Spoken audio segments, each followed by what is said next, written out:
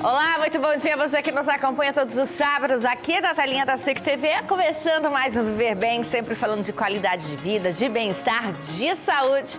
Então, a cada sábado a gente traz uma nova temática e com a ajuda de especialistas esclarecemos aí pontos importantes para você de casa que nos acompanha fielmente. Então, vamos lá a mais um programa, mais uma temática?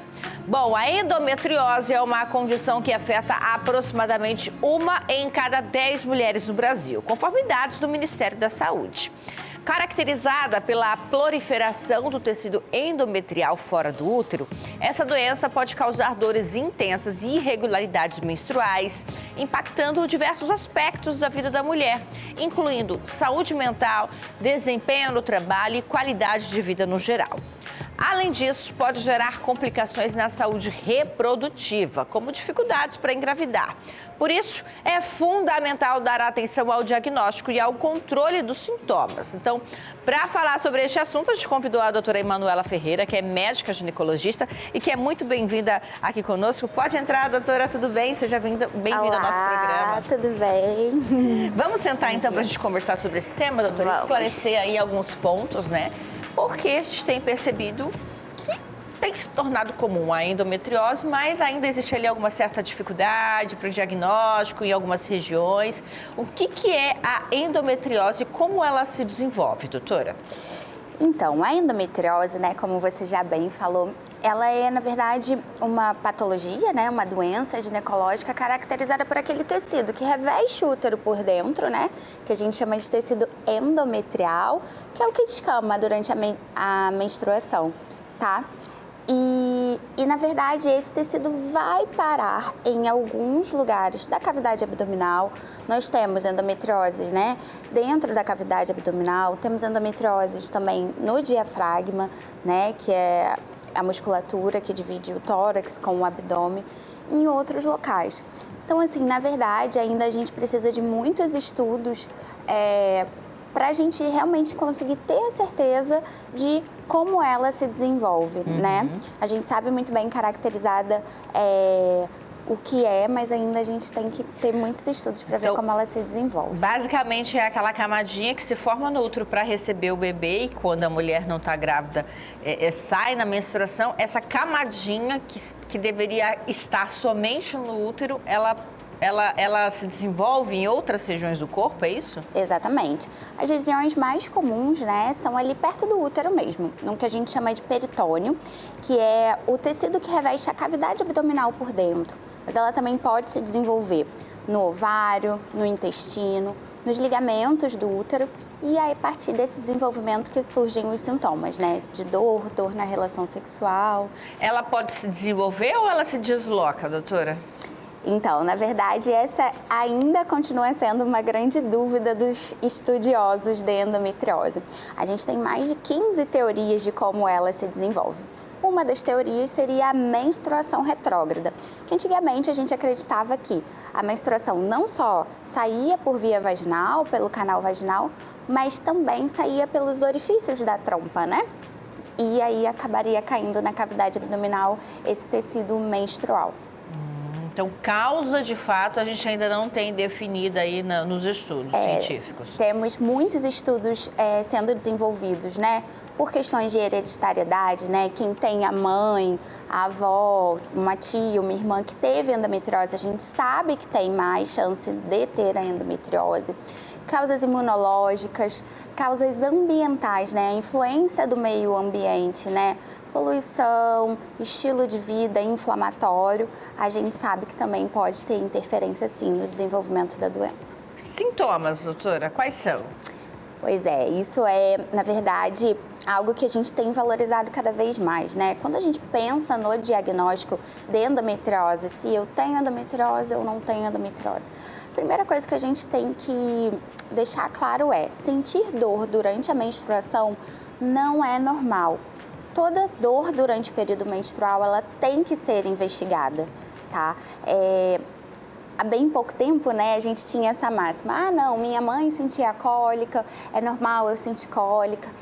E aí que surgem muitas meninas, adolescentes que faltam aula, tem que ir para a enfermaria. E a gente, não, é normal. Não, não é, gente. A gente precisa, sim, ter uma avaliação clínica, um exame físico e começar a investigar o porquê dessa dor. E aí entra o diagnóstico da endometriose como um diagnóstico diferencial. Então, a cólica seria o principal sintoma. Com certeza, né? A gente tem outros sintomas que a gente vem valorizando cada vez mais, né? Que a gente chama de endobelly. O que seria isso, né? Aquela distensão, estufamento abdominal durante o período menstrual também é algo relevante, né? Por quê? Porque a gente também sabe que a endometriose hoje é uma doença crônica de característica inflamatória. Então, você imagina, aqueles focos de endométrio, né? Aqueles focos de menstruação dentro da barriga, acaba fazendo uma reatividade do intestino e distendendo aquela paciente. E outro sintoma também muito importante que tem sido cada vez mais valorizado, que tem que ser compartilhado com o seu médico ginecologista, é a questão da alteração do trânsito intestinal durante o período menstrual. Aquela menina ou mulher que durante o período menstrual fica com o intestino mais solto, né? Vai mais vezes ao banheiro para evacuar ou fica com fezes mais pastosas também.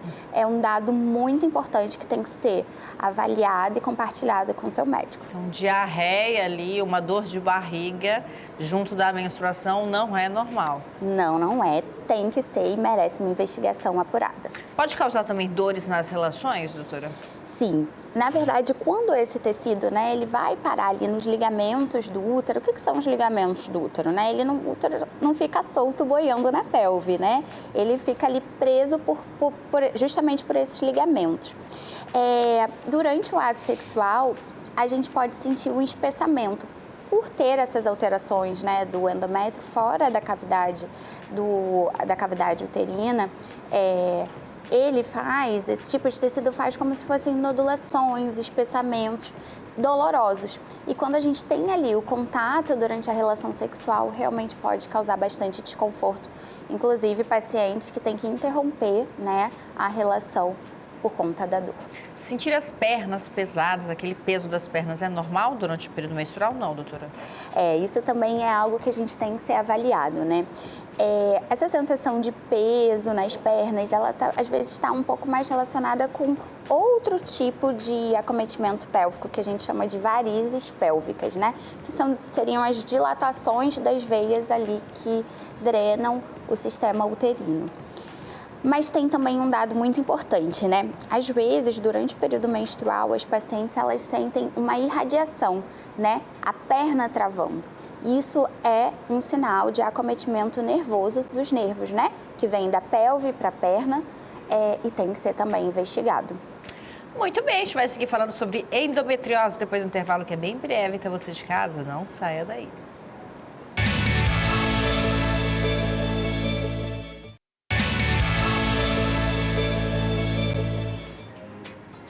Muito bem, já estamos de volta com o nosso programa hoje falando sobre endometriose, recebendo a doutora Emanuela Ferreira, que é ginecologista, nos ajudando a entender um pouquinho sobre essa temática, sobre este problema que acomete muitas mulheres, causa aí desconforto, afeta a qualidade de vida e elas acabam achando que é normal conviver com estes tipos de sintomas causados pela endometriose. Mas não, há sim possibilidades aí de você melhorar a sua qualidade de vida.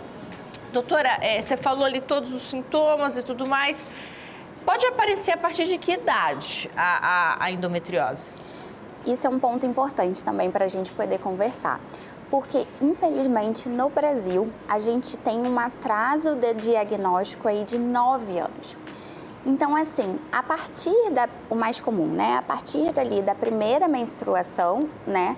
A menina que tem, né, a adolescente que tem uma evolução com uma cólica menstrual que tem se tornado cada vez pior, merece investigação. Então, a partir da adolescência, né, da primeira menstruação, a gente já pode ter esse desenvolvimento. E esse atraso, ele chega a ser de 9 anos. Então, por isso que a menina menstruou, sempre levar ao ginecologista para uma avaliação de cólicas e outros sintomas que a gente aí já pode conversou. acontecer, a partir do momento que ela vira mocinha, já pode estar sujeita à endometriose. Exato. Mas se eu fui uma adolescente que não passou por nenhum tipo de sintoma e estou aqui uma mulher já 30 a mais, madura, pode acontecer ainda, doutora, ou não? Pode, né? A gente tem alguns fatores, né, que a gente protege e acaba retardando esse diagnóstico, né?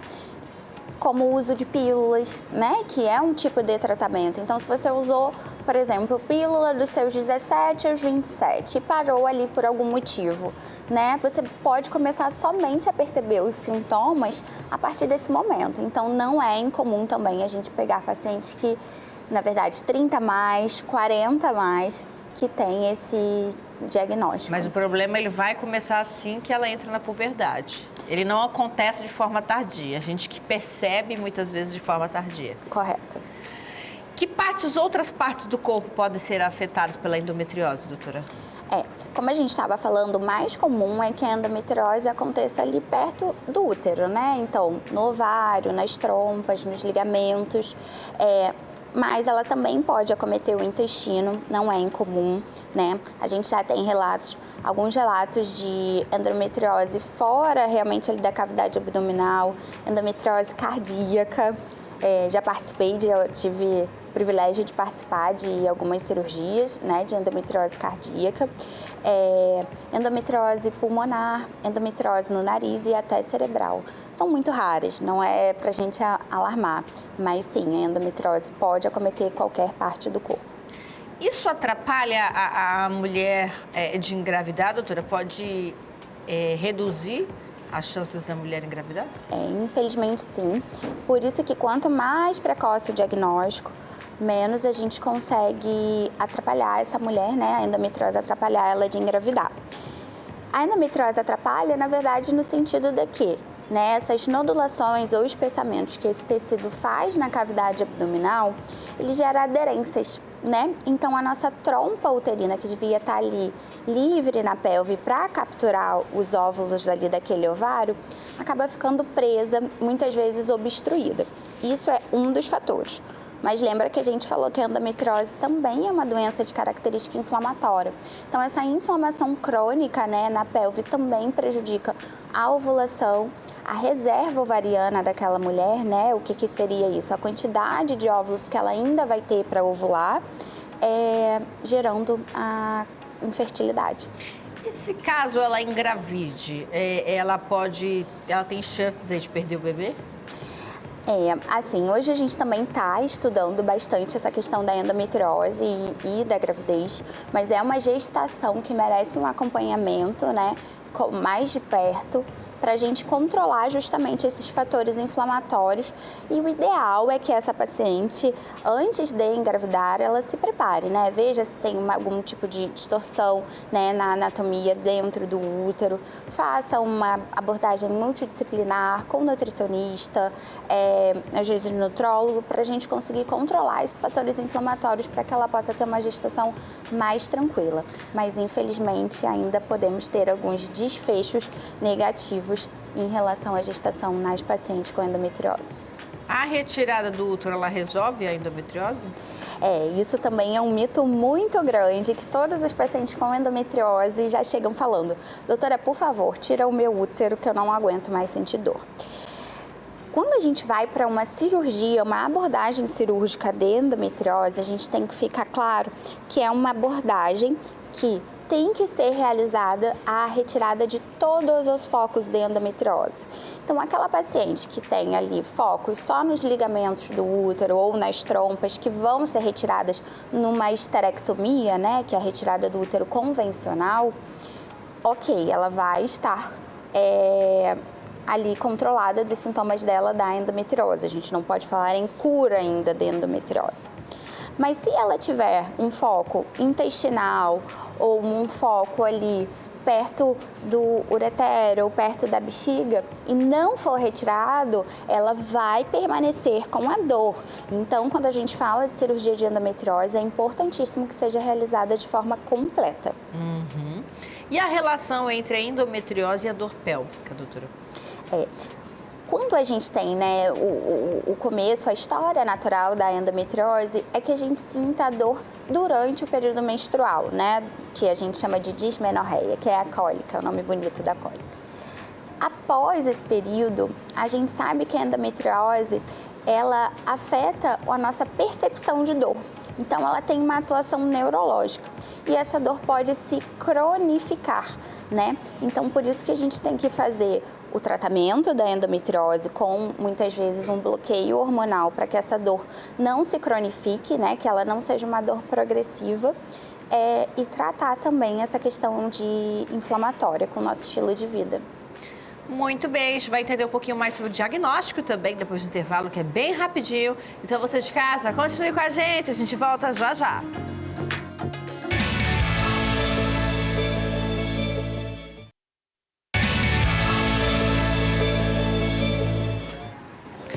Bom, de volta com o nosso programa falando um pouquinho sobre endometriose, falando sobre essa problemática que atinge várias mulheres, né? Estamos recebendo aqui hoje a doutora Emanuela Ferreira, que é ginecologista, nos ajudando a entender um pouquinho dos sintomas, né? Como que é todo esse processo. E aí a gente vem aí em um obstáculo, né? Em algumas regiões, que um dos grandes desafios da endometriose é o diagnóstico.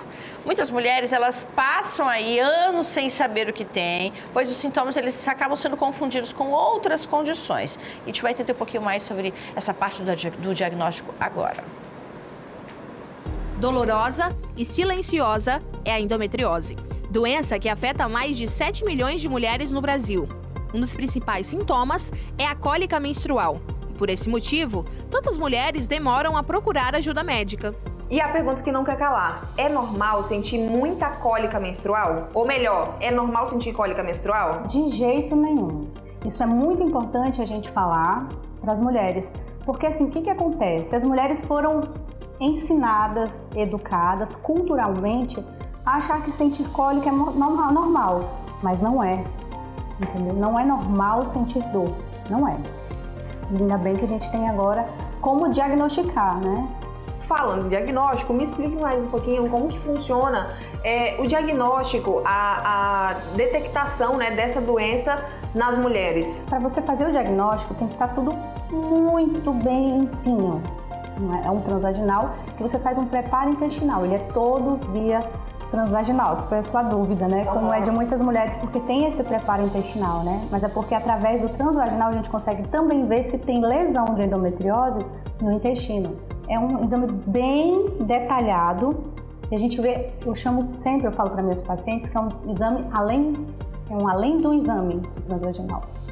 E através da ressonância magnética, que assim, a gente sempre fala para paciente que nunca teve relação sexual, ela pode fazer a ressonância magnética, porque também é comum na adolescente. Entre os principais sintomas estão eles: cólicas menstruais intensas, dores a urinar ou a evacuar, dores durante a relação sexual, dor pélvica e até mesmo a dificuldade de engravidar.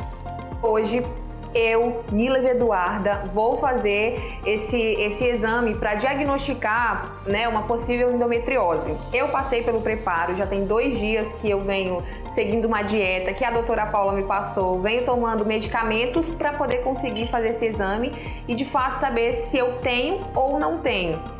A ultrassonografia é uma das ferramentas utilizadas para auxiliar no diagnóstico. Esse exame de imagem é não invasivo e utiliza ondas sonoras para criar imagens dos órgãos internamente. A mais utilizada é a ultrassonografia transvaginal, pois permite uma visualização mais detalhada das estruturas pélvicas. A endometriose ela não tem cura, ela tem tratamento, ela tem uma pausa, entende? Então, o tratamento são com medicações, que ou elas são anti-inflamatórias, dependendo do médico, ele sabe e vai ver o caso de cada paciente, né? Em alguns casos, sim, precisa de cirurgia. Só que é uma doença inflamatória crônica. Então, não é só uma medicação que vai resolver o problema da paciente, entendeu? Então, ela tem que ter uma alimentação anti-inflamatória, ela precisa de um nutricionista, ela vai precisar de um fisioterapeuta pélvico, ela precisa de um psicólogo, tudo isso para dar um suporte para ela. Exercício físico, porque vai melhorar essa questão inflamatória, e a medicação. Em alguns casos é necessário a cirurgia para poder conter se a doença estiver muito mais profunda e o remédio não resolver o problema, então aí alguns médicos optam pela cirurgia. Então tá aí, né? Existe todo um preparo para o exame, é feito então esse exame de ultrassom de forma diferenciada para que todo problema ele seja identificado, né, doutora? A gente ainda tem essa certa dificuldade aqui na nossa região, né? Temos essa dificuldade, mas toda suspeita para o diagnóstico de endometriose começa ali com a conversa inicial que a gente está indo com o paciente, da gente começar a perguntar para o paciente, porque justamente a gente tem essa crença, né, de que é normal, então a paciente realmente ali não vai chegar para você e abrir o jogo, né? E principalmente, tudo começa com um bom exame físico, né? Eu, como cirurgiã de endometriose, a gente fica acostumado, né, a examinar a paciente antes de iniciar a cirurgia e ver a lesão ali ao vivo na cirurgia. Então, a gente consegue sim identificar lesões de endometriose, ter a suspeita de endometriose por um bom exame físico realizado ali no consultório durante a consulta com a paciente. E a partir dessa desconfiança, a gente solicita os exames complementares, como a doutora Paula falou, uma ultrassonografia transvaginal. É importante a gente dizer que não é uma ultrassonografia transvaginal comum, é uma ultrassonografia com médico especializado, médico que treinou aquele tipo de visão, né? A gente sempre é importante um preparo intestinal, que assusta muito às vezes as pacientes, mas a gente precisa estar com aquele intestino limpo, sem conteúdo fecal, para a gente conseguir visualizar melhor. Até porque, como a gente já mencionou desde o início, ela pode se deslocar aí, pode aparecer em outras partes do corpo, né? Isso, então uma ultrassonografia comum não vai diagnosticar para a gente, tá? E a gente tem também uma outra possibilidade, hoje em dia a gente até pelos últimos consensos vem vendo a importância da ressonância magnética também, com um profissional bem treinado, habilitado para ver lesões de endometriose, que também ajuda, né? A ressonância vai ajudar a gente muito a ver doenças à distância, né? Como no diafragma, doenças intestinais, né? Mais altas, mais ali longe da pelve. Então, é importante também ter essa indicação. O tratamento vai ser só cirúrgico, doutora? Não, de jeito nenhum, né? A gente, por ser uma patologia, né, uma doença que a gente considera hoje sistêmica, né, que pode afetar todo o nosso corpo, a gente vai começar, né, com uma mudança do estilo de vida. Então, a gente vai precisar de uma abordagem, né, de outros profissionais, como nutricionistas, para traçar com a gente estratégias anti-inflamatórias, alimentares e suplementares. E a gente pode fazer também o bloqueio hormonal, né, que é o bloqueio da menstruação, suspender aquela menstruação da paciente, e aí a gente conseguiria também tratar e deixar ali quietinho os focos de endometriose à distância. Muito bem, quero agradecer a sua participação aqui com a gente, doutora. Obrigada. Então, qualquer sintoma, qualquer incômodo, não considerar isto normal e buscar o auxílio de um ginecologista. Com certeza. Obrigada mais uma vez por estar aqui com a gente, viu? Obrigada. Espero que você de casa tenha gostado da nossa temática de hoje, né? Muito interessante e é muito bom a gente poder esclarecer e falar desse tipo de tema, de conteúdo na televisão abertamente para você que nos acompanha. Então, a gente encerra por aqui. Sábado que vem nós estamos de volta, viu? Tchau, gente!